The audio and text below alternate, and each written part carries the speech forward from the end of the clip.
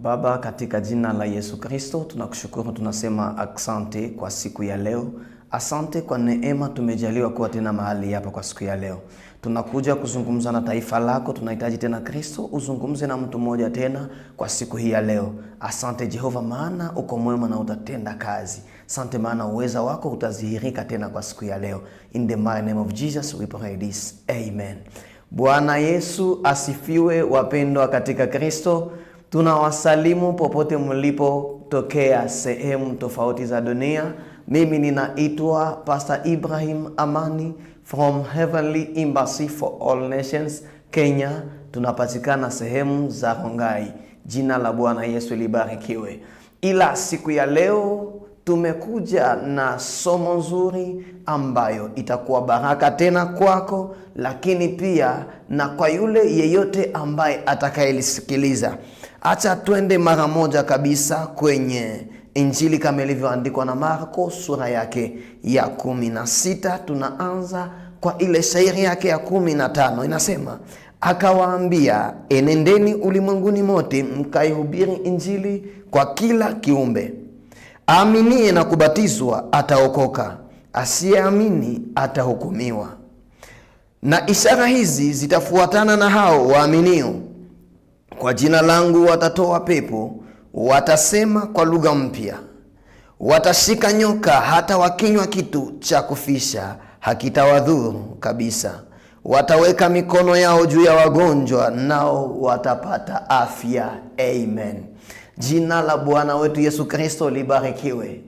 Ninakusalimu tena na kukuletea somo nzuri ambayo inazungumza kuhusu the power of the gospel, uweza wa Injili ama nguvu za Injili. Hallelujah, hallelujah, hallelujah. So now, what is the gospel? Because watu wengine wanasikia ikisemeka Injili, Injili, ila kimsingi kabisa Injili ni nini? Neno la Mungu linatuambia ya kwamba kulingana na jinsi neno la Mungu linaeleza, now the gospel, it is the good news. Once we talk about the good news, kwa usemi mwingine ni habari njema. Kwa nini hii Injili iitwe habari njema? Injili imeifanyika kuwa habari njema kwa sababu ni neno liletalo wokovu. Na tunapozungumza kuhusu habari njema, inaleta wokovu. Kwa Kigiriki inaitwa evangelio. Once we talk about evangelio, it means good news. Now, to everyone, whenever we preach the gospel, we have to make sure that we are preaching the good news. Now, what is that good news? It is the good news that brings salvation to everyone who believes. Hallelujah, hallelujah. Kila Mkristo anatakiwa kuelewa ya kwamba hii Injili ni habari njema. Na ndiyo maana Yesu Kristo aliwatuma watu kila moja aende akaihubiri ile Injili ambayo ni habari njema. Tuseme tena Injili kwa usemi mwingine, the gospel is the power of God to salvation for everyone who believes, according to Romans chapter 1 verse 16. Apostle Paul hapo anazungumza akiandika na kutaka kufasiria watu. Hapo aliwaelezea watu kutamani kuwaonyesha ya kwamba Injili haijakuwa historia yangu, Injili haijakuwa maisha ya mtu yeyote, but the gospel inakuwa ni uweza wa Mungu uletao nguvu kwa kila aaminie. Ina maana ya kwamba kila yeyote yule anayeamini anatakiwa kabisa kuhakikisha ya kwamba anapoihubiri habari njema, anahubiri uweza wa Mungu ama anautangaza uweza wa Mungu. Ndiyo maana siku ya leo mpendwa, nimekuja kukutangazia tena ile uweza wa Mungu uletao nguvu kwa kila aminie. Kwa nini uitwe uweza wa Mungu? Umeifanyika kuitwa uweza wa Mungu kwa sababu ni maneno yaletayo uzima kwa kila yeyote aliye na utayari wa kuyapokea. Once you receive the gospel, if you were sick, you have to receive the healing. Now, those who were sick, once they receive the gospel, they recover their healing. Now, ni kuelezea na kujulisha ya kwamba kila mara unapoipokea injili kama neno la Mungu, wagonjwa wanapona, vipofu wanaona, viziwi wanasikia, hata viwete wanatembea. Reason why unatakiwa sana kabisa kufahamu na kuelewa ya kwamba ile injili ni uweza wa Mungu. Na kila mara ukisikia kuhusu injili, pana uweza fulani, pana mamlaka mengine, pana nguvu zingine ambazo zinakuambukia. Haleluya. Ninaamini ya kwamba hili neno unalisikiliza siku ya leo litakuwa ni neno la baraka, pia ni neno la faraja kwako. Na ikiwa pana kitu ambacho kilishindikana kwa maisha yako, sijakuja kukuelezea historia tupu, ila panasindikiza pia na ule uweza wa Mungu. Ikiwa wewe ni mgonjwa, hakikisha ya kwamba baada ya kufuatilia ama kusikiliza mafundisho haya, pana uponyaji ambao umesindikizwa nyuma ya haya maneno. Bwana Yesu asifiwe. Haya maneno tunayaleta kwako ni injili ya Yesu Kristo. Injili inazungumza kuhusu maisha ya Yesu Kristo. Haleluya. The content of the gospel, injili inayapeleka mambo matatu, na ni lazima uyafahamu kwa sababu ni ya muhimu sana kwa kila muamini. Injili inapeleka Yesu Kristo pale msalabani, kwa sababu pale msalabani maandiko yanasema ya kwamba Yesu alitundikwa. Na wakati ambapo alitundikwa kwa sababu ama kwa ajili ya dhambi zako na zangu, sisi tukahesabiwa haki, tukaupokea ule wokovu. Ndio maana ninapenda sana Yesu, kwa sababu alikubali kulipa gharama, akateswa kwa nafasi yangu, ili kwamba mimi niwe huru nikutangazie ile wokovu siku ya leo. Wewe ambaye bado uko dhambini ama unasumbuliwa na mambo ya ulimwengu, hakikisha ya kwamba unarudia kwa Kristo ama unajirejeza tena kwa Kristo. Yeye ametega mikono miwili, anakukaribisha akisema, njoni kwangu nyote mnaosumbuka na kulemewa na mizigo mizito, alafu na mimi nitawapumzisha. Hii injili, tukiona huyo Yesu pale msalabani, tunaona usameheo wa dhambi, kwa sababu dhambi zako zilisamehewa hapo msalabani. Haijalishi makosa uliyatenda, haijalishi vitu ulivyovipitia, haijalishi yale ambayo uliyapitia mpendo, hata kama ulikuwa muuaji wa watu, Yesu alikufa pale msalabani. Na hapo msalabani tunaona mfano mzuri sana wa yule mtu ambaye alikuwa ni mwizi. Yule mwizi na mchawi, wakati ambapo yule aliyekuwa kwa mkono wa kuume anasema, Bwana, mbona uliwaokoa wengi, sijiokoe na wewe pia? Yule mwingine akageuka akamwambia, wewe haujui kwamba sisi ikiwa tuko hapa msalabani, sisi tumetundikwa kwa makosa yetu, lakini huyu hajafanya dhambi ili kwamba akutanike hapa. Mara moja Yesu akamwambia, wewe, tutakuwa na wewe katika paradiso. Ina maana ya kwamba hata kama umetenda maovu ya kiasi gani, ukimwamini tu utapokea wokovu. Ukimwamini tu yule Kristo utapata msaada. Bwana Yesu asifiwe.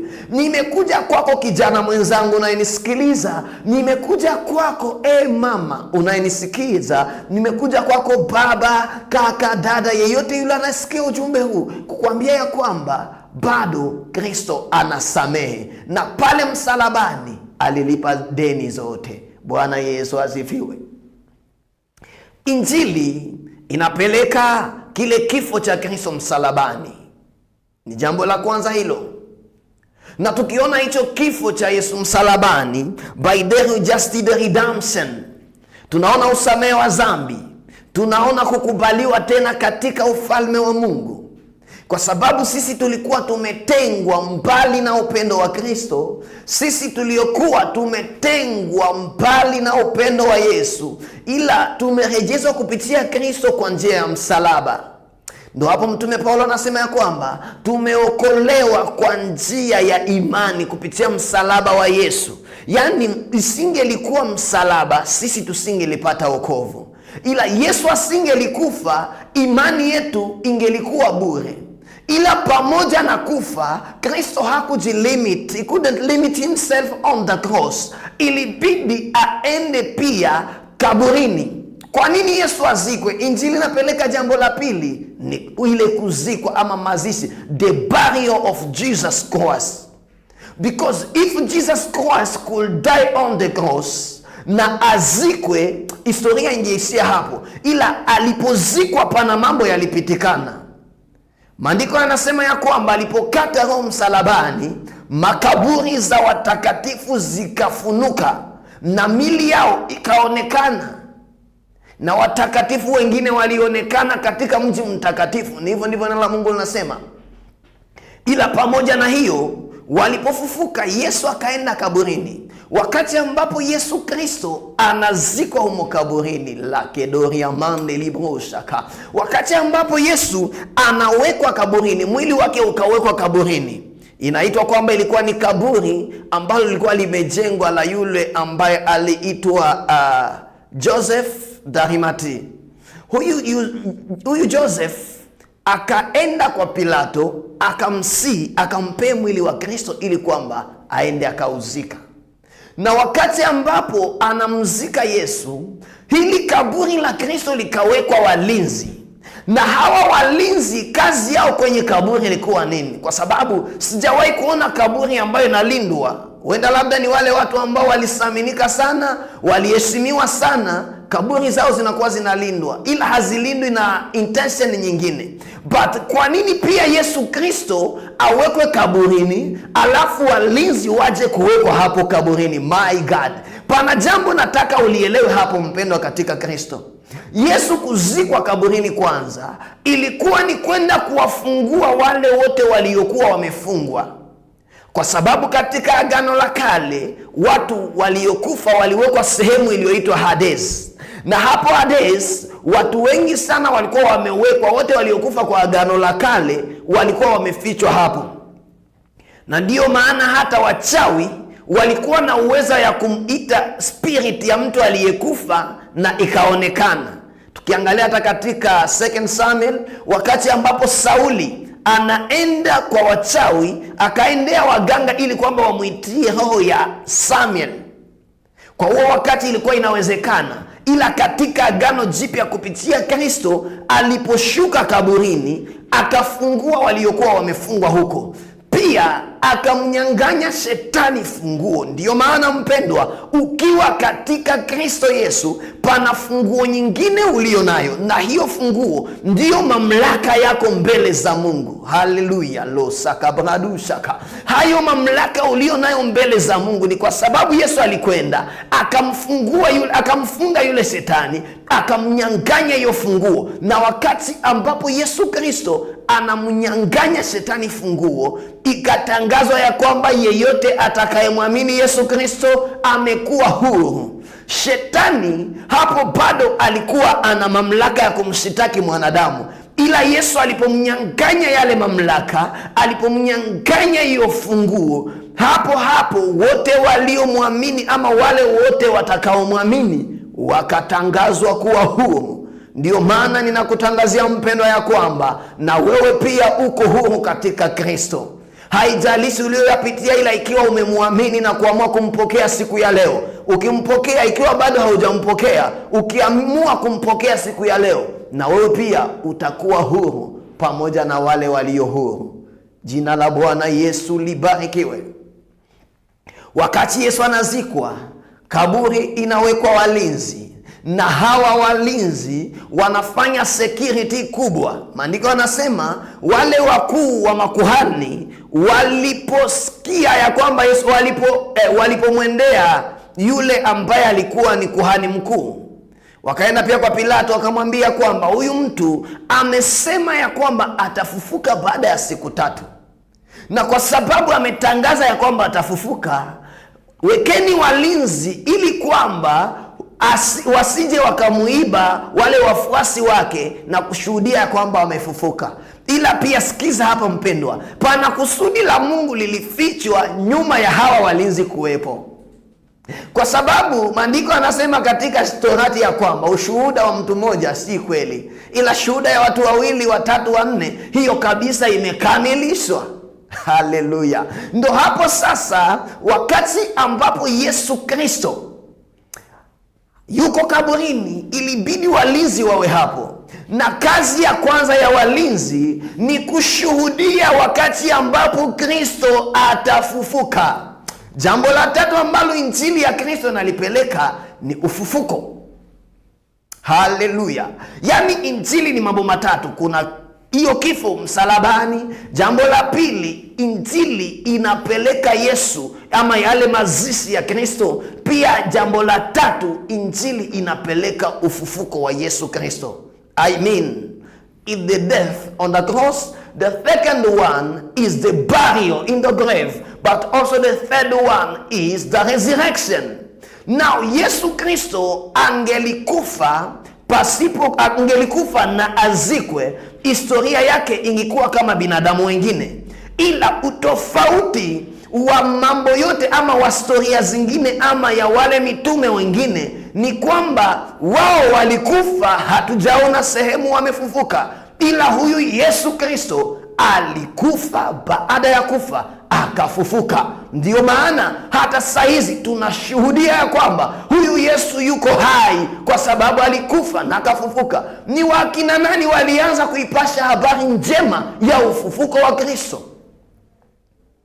Wale waliotangaza mara ya kwanza ya kwamba Yesu Kristo amefufuka. Hawajakuwa wale wanawake walioenda kwa kaburi kuangalia mwili wa Kristo. Hawajakuwa hata malaika, ila ni wale walinzi waliowekwa hapo kwa kaburi. Ndo hapo nitamani unisikize vizuri mpendwa. Wakati ambapo walinzi wamewekwa hapa, walinzi walikaa hapo, na kwa hiyo dakika ambapo walinzi walikaa kwa kaburi, lengo lao ilikuwa ni kwamba waulinde mwili wa Kristo. Ila lengo la Mungu kwao kuwa hapo ilikuwa ni kwamba wapate kushuhudia ule ufufuko mkubwa wa Kristo. Maandiko yanasema ya kwamba wakati ambapo Kristo alipofufuka na wakati ulipowadia wa Kristo kutoka kaburini, wakati ulipowadia wa Kristo kutoka katika mavumbi, ulikuwa ni muda ambapo pakaja ghafula na mtetemeko mkubwa, na huu mtetemeko ukaitetemesha ardhi, na ghafula malaika akashuka akaliviringisha lile jiwe, kwa sababu lile jiwe lililokuwa limewekwa lilikuwa ni jiwe kubwa. Na ili jiwe kwa mara ambapo liliviringishwa, maandiko yananiambia ya kwamba lilipoviringisha lile jiwe, wale walinzi wakaanguka ghafula kwa sababu ya mtetemeko, nao wakawa kama nusu mfu. Na wakati ambapo waliangushwa kifudifudi, wote wakatetemeka, na huo mtetemeko ukatisha. Na wakati ambapo wanatishwa, iliwabidi kusimama na kuwaendea wale waliowatuma ya kwamba huyu mtu hakuwa mtu wa kawaida. Ni kuambie ya kwamba Yesu Kristo hajakuwa mtu wa kawaida. Jesus Christ, he is the Son of the living God. As the Bible, it says that Jesus Christ, he was God himself, according to the book of John chapter 1 verse 1. Ila nikuambie mpendwa ya kwamba huyu Yesu Kristo alipofufuka, hawa walinzi wakasimama wakakimbia. Hakuna hata mmoja aliyemwambia mwingine eti tuende. Na ni hapo ndipo neno la Mungu lilitimilizwa, kama vile Mungu alivyomwambia mtumishi wake Musa ya kwamba adui watakuja kwa njia moja, ila mimi Bwana nitawakimbiza kwa njia 7. Hawa wakakimbia kwa njia 7, na jinsi walivyokimbia kwa njia 7, kila moja alikimbia na malengo yake.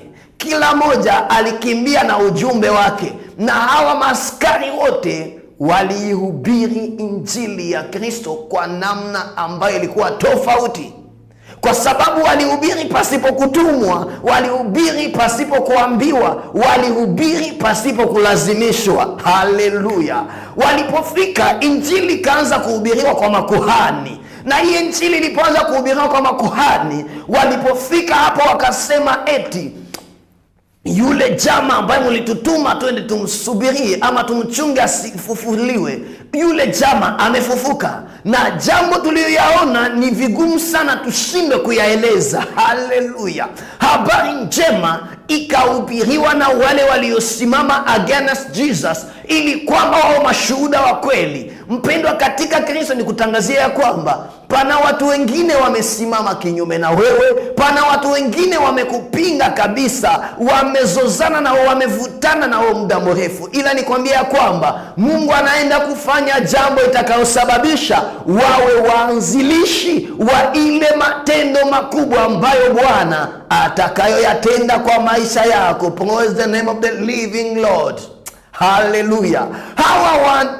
Hawa maaskari wakafika kwa makuhani. Makuhani wakawaambia ya kwamba haya maneno hatutaki kuyasikia na hatutaki kuyaeneza kwa watu wote, ila chukueni kiasi cha pesa. Wakawapea pesa kwa namna ambavyo walikuwa hawajawahi kuona kabisa, ila hizi pesa ikawa ni njia nyingine pia ya kuihubiri habari njema, kwa sababu hawa wake wa maaskari walikuwa pia ni watu wa pili kusikia habari njema.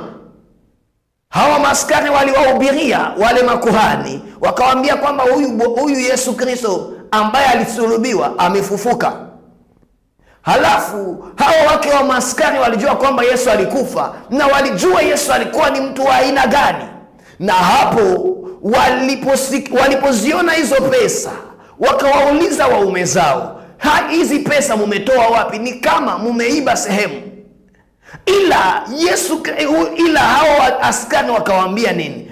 Yule Yesu tuliyekuwa tukimchunga huko, pana kitu kilitendeka. Wakawambia, ni kitu gani hicho? Wakasema, sisi tumewaendea makuhani, ila wamesema ya kwamba tusitangaze habari hii, na ndiyo maana wametupea zaidi ya mshahara wetu ili kwamba tusitangaze hili jambo.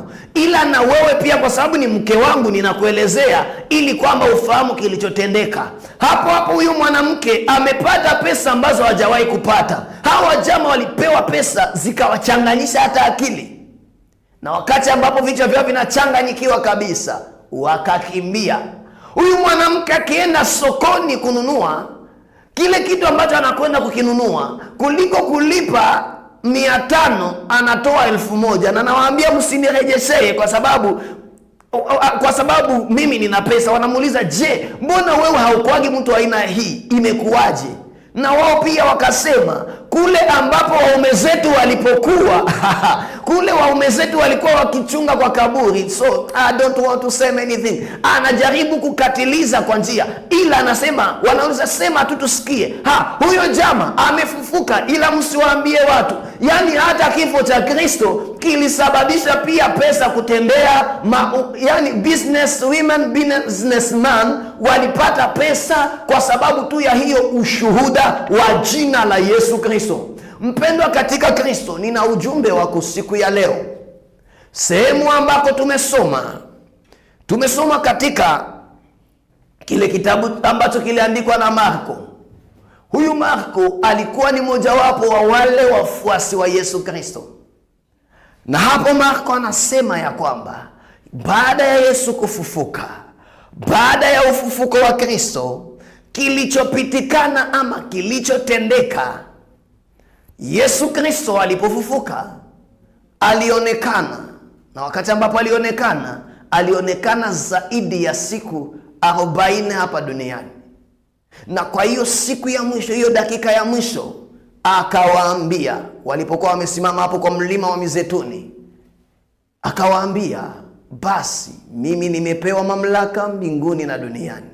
Kwa hiyo na ninyi pia enendeni ulimwenguni mote, mkawafanye mataifa kuwa wafuasi wangu. Dear pastors, dear prophet, dear evangelists, whatever you are, just understand this word. Jesus Christ hajawaita watu ama hajawatuma watu kwenda kuwafanya kuwa wafuasi wako, but amekutuma wewe kwenda kuwafanya watu kuwa wafuasi wa Kristo. Baada ya hao watu kufanyika wafuasi wa Kristo, na wao pia waenende kuwafanya watu wengine kuwa wafuasi wa Kristo. Nampenda Timotheo sana. 2 Timothy chapter 2 verse 2 anasema ya kwamba, na yale maneno yote uliyoyasikia kwangu mbele za mashahidi wengi, enenda ukawakabidhi watu waaminifu watakaofaa pia kuwafunza watu wengine. Yaani Yesu Kristo ametutuma kwenda kuwakabidhi pia watu waaminifu ambao watafaa kuwafundisha watu wengine. Jina la Bwana Yesu libarikiwe. Kwa hiyo mpendwa, Yesu Kristo akasema nimepewa mamlaka. Akasema ishara hizi zitaambatana na waaminio. Nguvu za injili hazikai katika maneno, bali zinakaa katika utendaji, katika ule uweza wa Mungu, katika zile nguvu za Mungu kudhihirika. Ndo hapo tutawasikia wale waliokuwa wainjilisti wa kwanza katika Matendo ya Mitume. Popote walienda walifanya kazi, na Roho Mtakatifu aliyadhibitisha yale mambo kupitia ishara na miujiza zilizokuwa zimeambatana na wao. Praise the name of the living God. Now hizo ishara na miujiza zitaambatana na wote waaminio. Nikwambie mpendwa, haijalishi popote ulipo, ikiwa wewe ni kipofu ila unasikia sauti hii, hata kama mboni la jicho halipo, ninakutangazia ya kwamba yule Yesu Kristo ninayekutangazia ana uweza pia wa kukurejesea macho, na wewe pia macho yako yanaweza kafunguka. Ikiwa wewe ni kiwete, uko umezaliwa hivyo, haijalishi jinsi ulivyozalika, ila nikutangazia kwamba yule Yesu Kristo pana uweza ambao aliusindikiza kwa lile neno. Akasema ishara na miujiza zitaambatana na wale waaminio.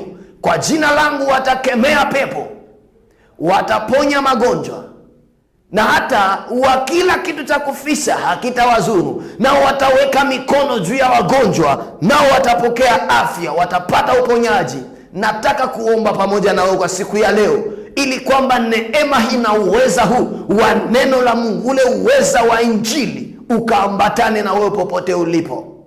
Inua imani yako, haijalishi popote ulipo, haijalishi magonjwa ulio nayo. Pana wengine watapokea uponyaji wao sahihi. Inua tu imani yako, alafu tutaomba na Mwenyezi Mungu atakuponya. Mitume walitembea na Kristo, alithibitisha lile neno kwa ishara na miujiza zilizoambatana na wale waliohubiri injili. Father, in the mighty name of Jesus, tunakushukuru, tunasema asante Jehova. Kwa siku hii ya leo ninaombea watazamaji hawa popote walipo ulimwenguni, nikitangaza ile ishara na miujiza ikaambatane na wao popote walipo. Wale walio wagonjwa ninawaombea uponyaji. Wale ambao hawajapokea wokovu, ninatangaza wokovu ikawafikie siku ya leo katika jina la Yesu Kristo aliye hai.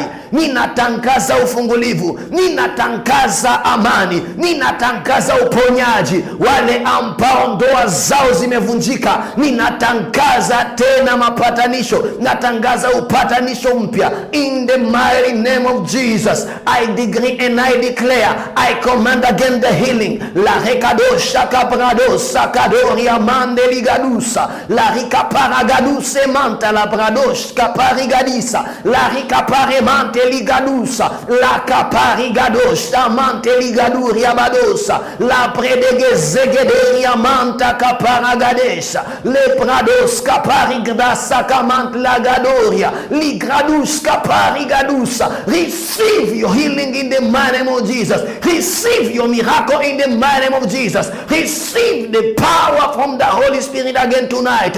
Mkono wa Bwana ukuguse popote ulipo, popote unapotufuata kwa siku ya leo. La rikadosh kapari dazugda manta la kribosaka, la reketeke pradusha kadosa, iparimando lizogadoria manta la gadoria, li rekatoria gadisa kapara gazegederia, la rekapare manta la gazegedosha. Ninatangaza uponyaji, natangaza ufungulivu, natangaza neema ya Kristo ikaambatane na wote na kwa siku ya leo. In the name of Jesus, I pray this, kwamba tukiamini ya kwamba Bwana utazidi kudhibitisha na kuyatenda katika uweza wa jina la Yesu Kristo. Ninaomba hivyo nikiamini. Amen. Mpendwa katika Kristo, ukitaka kuungana nasi tunapatikana hapo Rongai Ni hapo ndipo tunafanya kazi Nairobi Rongai. Kwa hiyo unaweza pia kuwasiliana nasi kupitia nambari zetu za simu, na naamini ya kwamba itakuwa baraka sana. Ubarikiwe na Jehova popote ulipo, na mkono wa Bwana wetu Yesu Kristo uzidi kuwa pamoja na wewe. Pia ikiwa haujapokea Yesu Kristo, nafasi yako ndo hii. Utarudilia haya maombi pamoja na mimi. Utasema tu: Baba, katika jina la Yesu Kristo, ninakuhitaji tena siku ya leo. Yesu Kristo, ninakupea maisha yangu. Ninakualika ukanitawale. Nahitaji wokovu wako siku ya leo. Uwe pamoja nami. Maisha yangu nimeyatoa kwako. Nimeamua kukufuata. Katika jina la Yesu ninaomba hivyo nikiamini. Amen. Ubarikiwe na Jehova, na neema ya Bwana wetu Yesu Kristo izidi kuwa pamoja na wewe. Mbarikiwa popote mlipo. May the Almighty God be with you. Be blessed abundantly in the name of Jesus.